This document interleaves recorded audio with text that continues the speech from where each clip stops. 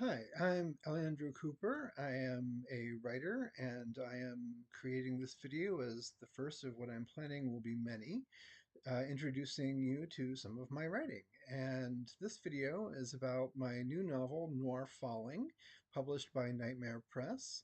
And this particular video will be the first chapter of the novel Noir Falling, a bizarre mystery of art and the mind. And it's from part one, Square Peg, and the chapter is called Misadventure at the Ankara Cafe.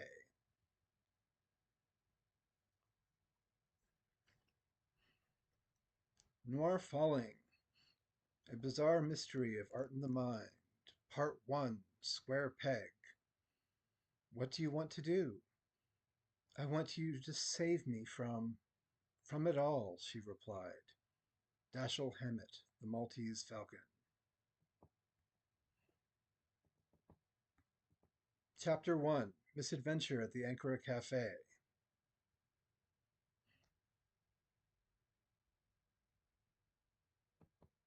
A block away from the bustle of University Square, the two-story structure of the Ankara Cafe and Hookah Lounge sat between an independent bookstore and an old movie theater, and Daniel Lowe sat on its second level, worrying, waiting for Chuck Adair to find him at his table.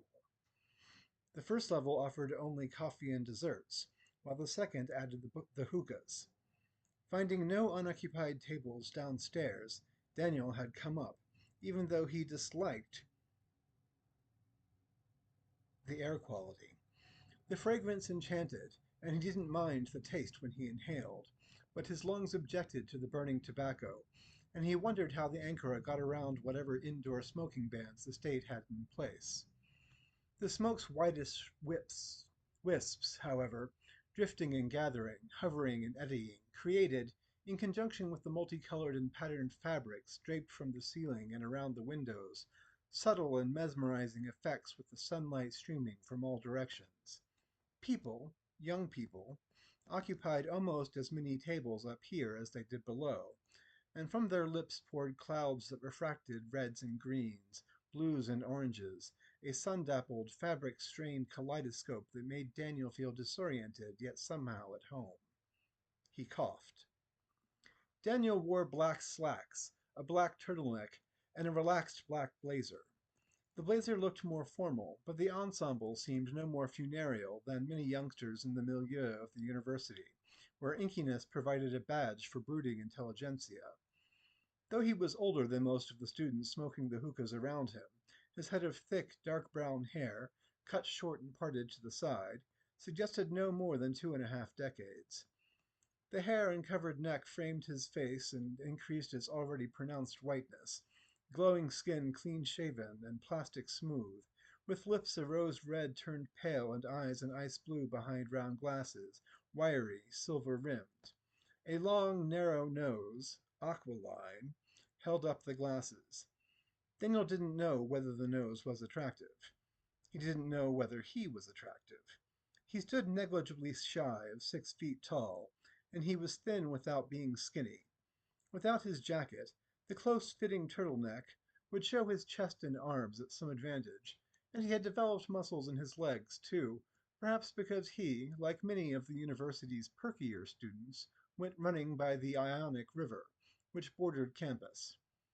Daniel was not perky, and in his current circumstances, he worried about being attractive. A woman with long black hair, generous curves, and a golden tan complexion, wearing an embroidered periwinkle dress that he assumed was somehow Turkish, carried a tray to Daniel's table and set down a small cup of coffee and a glass of water on the side. She was attractive. As his beverage's rich aroma infiltrated his questionable nose, Daniel tried and failed not to look into her alluring brown eyes while he said, "Thank you."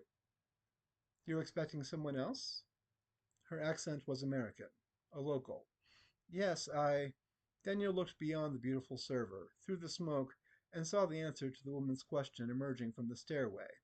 Chuck wore jeans and a striped shirt and a heavy brown coat, and was as white as Daniel, maybe whiter, as he had just come inside from the cold, sunny afternoon.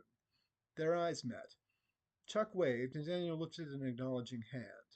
That's him, he told the beautiful server. I'll come back around for his order. She left. Chuck arrived at the table and took off his heavy coat while he said, Hey, sorry I'm a little late. Finally had to just blow off the study group. Now that Chuck's coat was off, Daniel could see that the striped shirt was a polo. It showed off Chuck's physique to better advantage than Daniel's turtleneck. Daniel cleared his throat. If now's a bad time. Are you kidding? Chuck hung his coat on the back of the chair across from Daniel and sat. They were studying. I was practically tutoring. Keeping our appointment should pay a much higher dividend. Appointment? Dividend?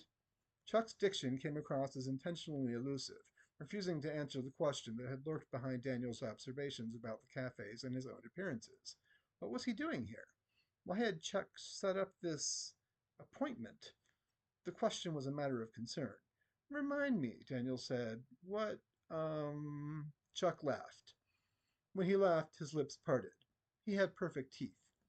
He also had about 2 days of stubble, and the kaleidoscopic lighting effects did the same thing to his cheeks as they did to the light brown hair on his head, bringing out shimmering red highlights. Daniel supposed, no, concluded, that Chuck was attractive. The conclusion worried him. What the fuck you're doing here? Chuck asked, still grinning.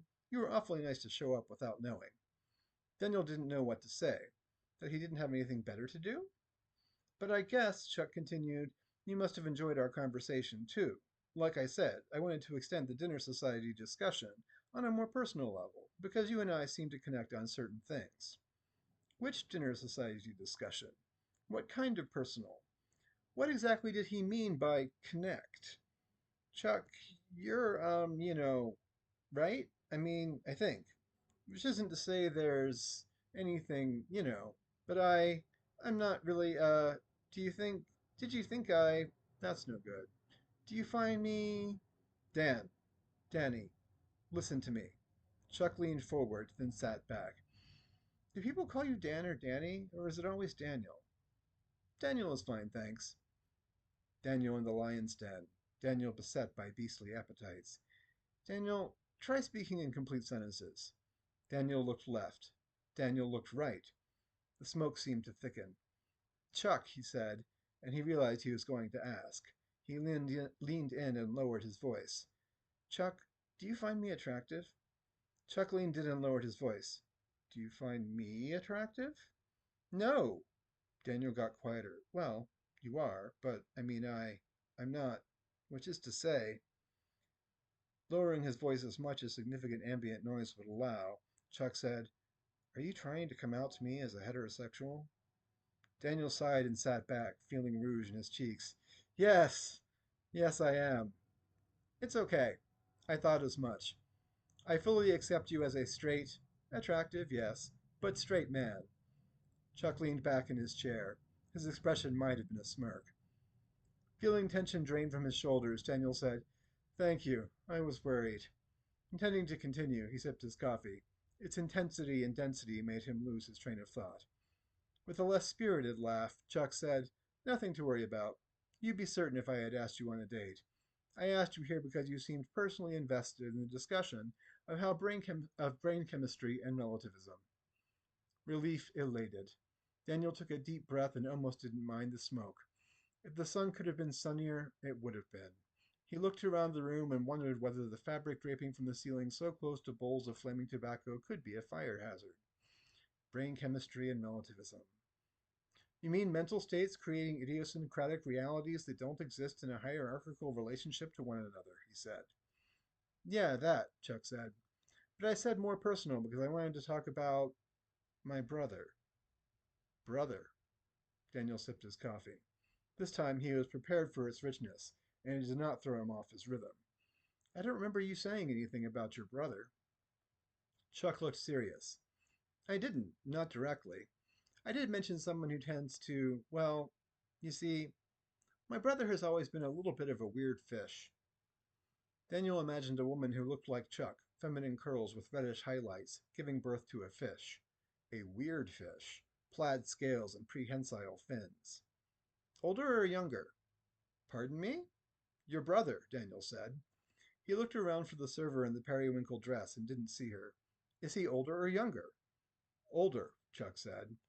Though one of his quirks is that he gets into these, I don't know, phases where he can act really childlike.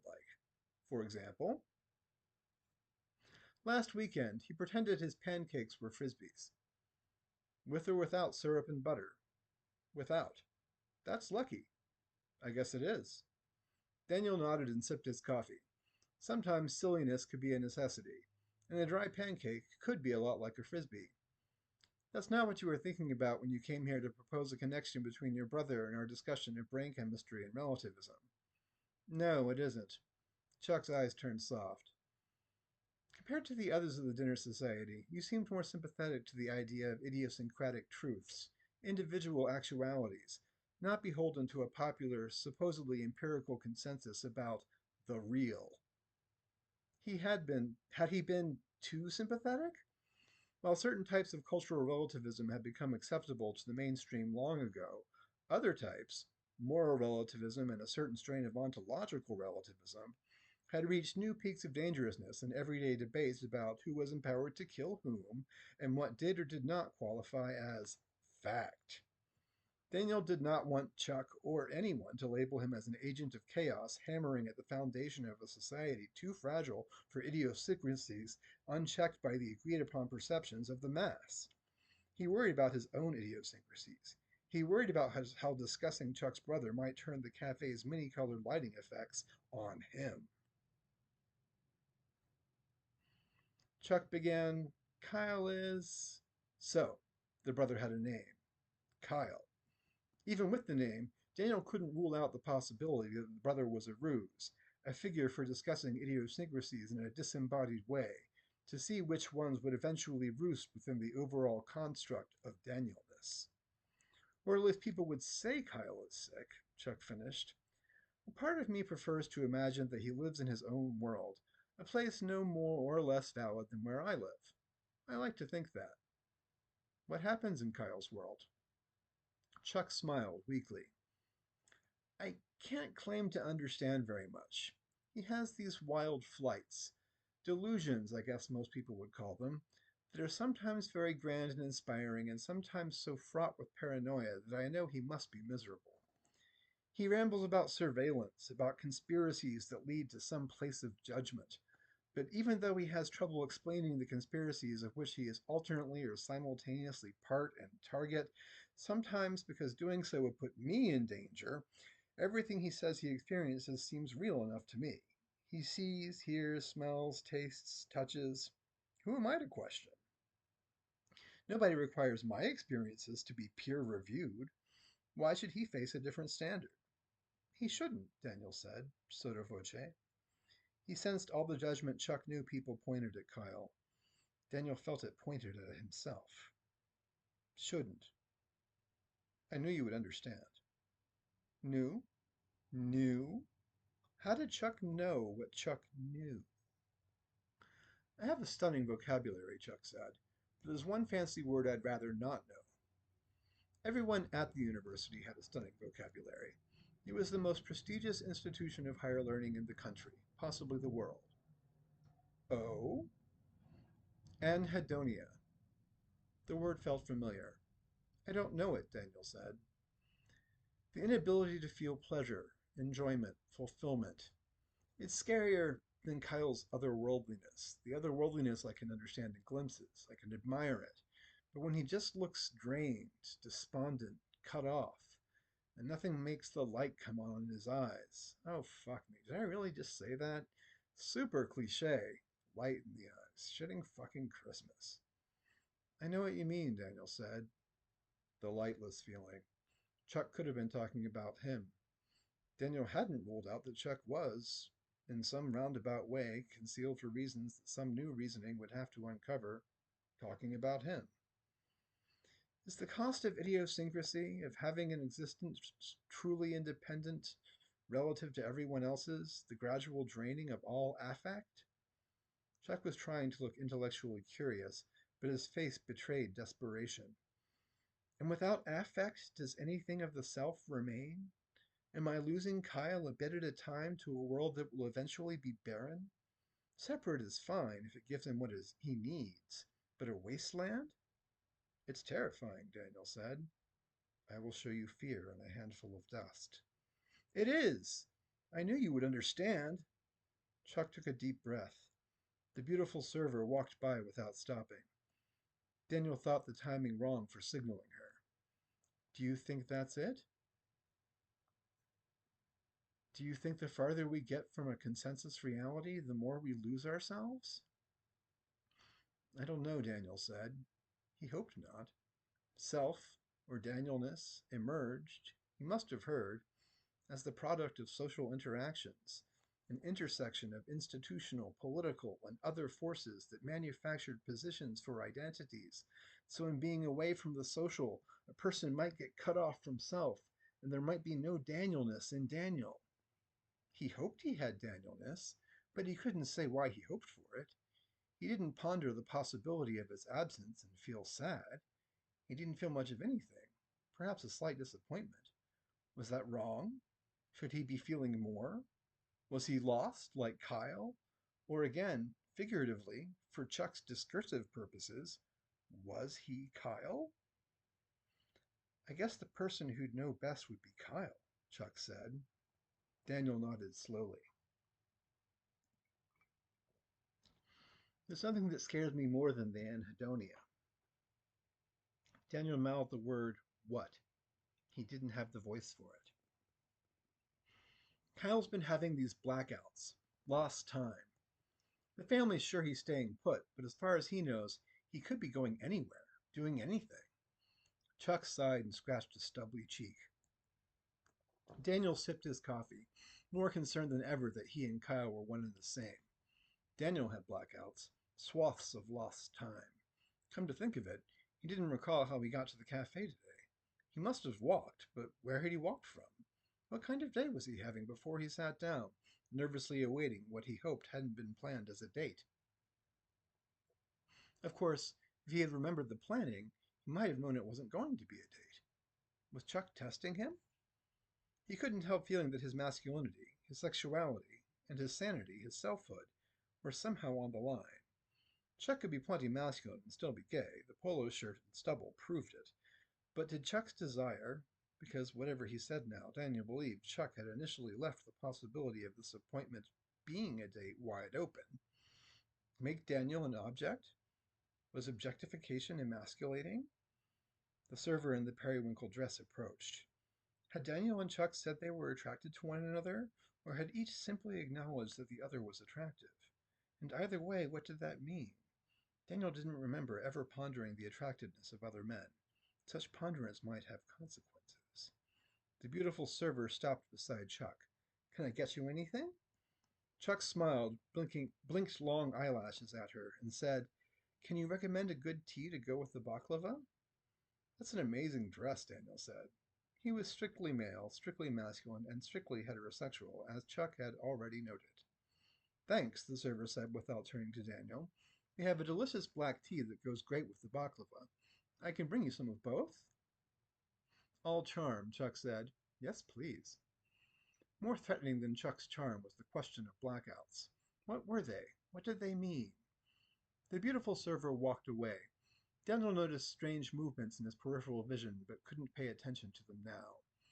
Controlling his nerves, Daniel said, So tell me about these blackouts. From what Kyle says, they're nothings, complete subtractions, anti-experiences. The record skips. The record skips? Daniel said, I'm not sure Our dad still collects music on vinyl. Vinyl record players skip sometimes, jumping over sections of music like they weren't there. It's an analog thing. 1 second you're hearing a moment at one point in time, and the next section you're hearing a moment 20, 30 minutes later, as if nothing in between existed. Chuck drew an imaginary line on the table with his finger. His finger leapt over a space and then continued the line. It must be very disorienting. It is.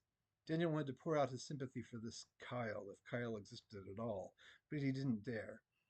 Different from getting blackout drunk? At least then you have some warning, Chuck said. A context. Kyle has these unpredictable gaps that he discovers in retrospect, when evidence indicates that time has passed without him knowing, as if the world, or worlds maybe, moved on without him even being at all. In his periphery, Daniel saw what he thought at first was smoke gathering in eddies like before. He didn't like it. He didn't like the smoke in his lungs, the smoke in his eyes. He wanted to stand up and stomp his feet. I don't like it. I don't like it. I don't like it. A piece of the timeline is missing, Daniel said, controlling the urge to stomp and scream. And in his place is a tiny black dot. No width or height, no dimensionality at all. A dot, perceptible only because it stands for nothingness, which is inconceivable. Daniel sipped his coffee and gazed into his cup. Dark sludge oozed along the bottom. Yes, Chuck said, precisely. We call them blackouts for lack of better descriptions, but dimensionless dots appearing in place of realized timelines. Yes, I knew you understood. I knew you connected. Connect the dots, Daniel said. I am connected. Through blackouts, and his eyes met Chuck's. You? Perfect teeth again became visible on Chuck's lips, as Chuck's lips spread in a wide grin. Maybe. We are familiar. It is a conceptual relation. The movement in Daniel's periphery was not smoke. In a high corner of the ceiling, near draping red, ornately patterned fabric, color had bled from the fabric into the air. The red air swirled. I don't like it. Daniel kept focus on Chuck, which also made him nervous. I am connected, Daniel said, straightening his shoulders, to Kyle. Chuck's eyes exchanged their soft look for a lack of expression. Yes and no. The red air swirled faster, becoming a miniature cyclone, a whirl of color that spun and spun until it broke away from its place in the high corner and moved along the ceiling. In its wake, in the high corner, it left blackness. Part of the ceiling was gone, and in its place the whirl had left a partial approximation of nothing. Daniel looked from table to table around him, where hookah smokers went about the business of smoking hookah, either unaware of or uncaring about the red whirl. He looked to the ceiling in another direction. Patterned green fabric had spawned a green whirl. By a nearby window, a swirl of orange gained speed, the circling colors gradually moving from their starting positions and leaving black behind, quickened the circulation of smoke through the room, creating layers of movement. Nobody seemed to notice. Using a low, confidential tone, Daniel asked, Chuck, do you see? You are connected, Chuck said. He sounded mechanical. His posture was rod straight, at a small distance from and parallel to the back of his chair. Connected, Daniel said, trying to concentrate on their conversation instead of the multiplying color whirls. Blue, purple, and yellow joining the red, green, and orange, moving along the ceiling like errant balloons, beginning to sink like lazily zigzagging feathers, leaving blackness in their wakes. Am I? Blackout. The room's noise level dropped, which was eerie. The drop allowed Daniel's attention to move toward a group of 3 student types sitting at a table nearby. The primary attention puller, a blonde with her hair in a ponytail who held a cup of tea, loudly said that the physics exam had kicked her sorry ass all up and down the street. The 2 young men with her seemed eager to lend their agreement and support. Their teacups sat on saucers in front of them. A hookah stood at the center of their table, but they weren't using it now. Drifting from the ceiling, a color whirl that made Daniel think magenta zigzagged toward the blonde. Am I? Daniel said. How did he get here? What was here? Was this place really the Ankara Cafe and Hookah Lounge? Or had he ended up someplace decidedly different? Especially since he didn't remember getting here. The possibility of here being somewhere else worried him. Brain chemistry and relativism. Otherworldliness. Part of me prefers to imagine, Chuck had said, that he lives in his own world, a place no more or less valid than where I live. Now Chuck, all stiff posture and mechanical voice and expressionless, lightless eyes, sat across from him, and all Daniel needed to do was ask. The possibly magenta color whirl descended to the top of the blonde's head. Spinning like a drill, it passed into her head and moved down into her body, making little circles, replacing with black. It erased her. Her companions sipped their tea. Daniel stood abruptly from his chair, knocking it over behind him. He stopped one foot. "I don't like it!" he cried. He stomped again and threw his coffee cup across the room, where it disappeared into blackness recently left behind by an emerald green whirl. "I don't like it!" Nobody turned to look at him. All Daniel needed to do was ask. Daniel righted his chair and sat down, looking for a sign from Chuck, who gave none. "Chuck, am I, am I, am I?" Did he want the answer? "Chuck, am I your brother? Am I Kyle?" He meant to ask whether Kyle was a conversational device that allowed him for a shielded discussion of Daniel's idiosyncrasies, but as he uttered the question, he realized he might have been asking Chuck whether he was his actual flesh and blood brother. In an otherworld, the utterable seemed possible. Color whirls had overrun the ceiling and made their ways down to people, tables, support beams holding up the fragmented roof. The entire building could collapse. Reality could implode. Chuck blinked. Daniel looked around, close to panic. Soon there would be more blackness than cafe. Blackout, blackout, blackout, blackout. Without affect, Chuck said, "You got too close, too soon." "But I don't understand." In his own ears, Daniel's voice sounded problematically whiny. "Too close to what? Too soon for what? I don't understand. I don't connect." "This is not the beginning," Chuck said. Behind him, the beautiful server appeared, carrying a tray. She walked toward their table, sidestepping patches of blackness that perforated the space around her. A creamy orange whirl zigzagged by her shoulder, but took no piece of her. "She calls to you," Chuck said. "From the missing places, she calls to you." The server arrived at their table with her tray. Her? Did Chuck mean her? Was she somehow calling? She set tea and baklava in front of Chuck without a word. Another whirl moved down toward her and missed. Daniel implored her, "Excuse me, miss, but do you know what's going on?" She exploded in a flurry of periwinkle whirls, which moved upward in an arc from where she had stood to where Chuck sat. The whirls covered Chuck, moving up and down, back and forth, scrubbing, until where Chuck had been there sat a cutout, a black Chuck shape that lost cohesion as the whirls spread. The cafe was almost silent. A few people remained at tables, chatting as if nothing had happened, but everyone else had become a black blot, as had most of the furniture and building. Panic finally seized control. Daniel leapt from his seat and bolted for the stairway exit, dodging black spots and color whirls, jumping over gaps in the floor that led not to the lower level but into abyssal jet. He reached the stairs and barreled downward until the stairs stopped, along with the stairwell, ending in blackness. He returned to the second level and found it mostly gone. A red whirl slammed into his chest. He felt nothing.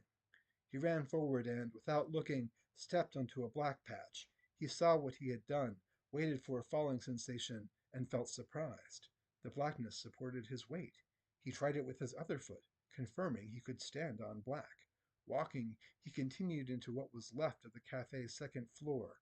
Color whirls hit him, silver, beige, and pink, but didn't faze him. He passed through black like anything else.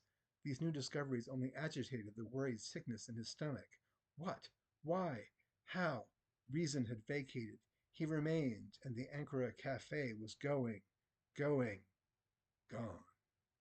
Daniel stood in an empty volume. Blackout. End of chapter 1.